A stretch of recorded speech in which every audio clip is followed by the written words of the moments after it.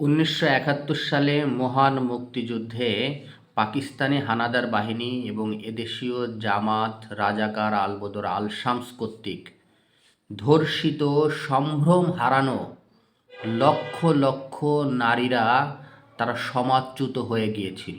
ওই সমাজচ্যুত নারীদের উদ্দেশ্যে বঙ্গবন্ধু শেখ মুজিবুর রহমান বলেছিলেন যে ওদের পিতার নাম লিখে দাও শেখ মুজিবুর রহমান, বাড়ির ঠিকানা লিখে দাও ধানমন্ডি ৩২ নম্বর। বঙ্গবন্ধু শেখ মুজিবুর রহমানের ওই এক কথার কারণে লক্ষ লক্ষ নারীদের ঘর বেঁচে গিয়েছিল, তারা পরিবার পেয়েছিল, সমাজে তারা সম্মান পেয়েছিল। আর সেই নেতাকে যেদিন হত্যা করা হলো ১৫ই আগস্ট, সেই ১৫ই আগস্টে ধানমন্ডি ৩২ নম্বরের সামনে গিয়ে একটা স্কুল নাকি কলেজের শিক্ষার্থী সে ডানা কাটা ড্যান্স করেছে। ওই শিক্ষার্থী জানে না যে বঙ্গবন্ধু কী ছিল।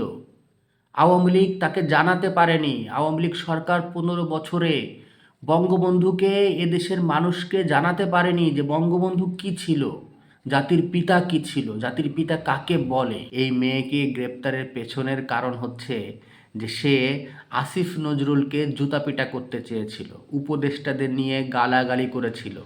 এটাই হচ্ছে মূল কারণ। তাকে তারা টার্গেট করেছিল, টার্গেট করেই তাকে গ্রেপ্তার করিয়েছে।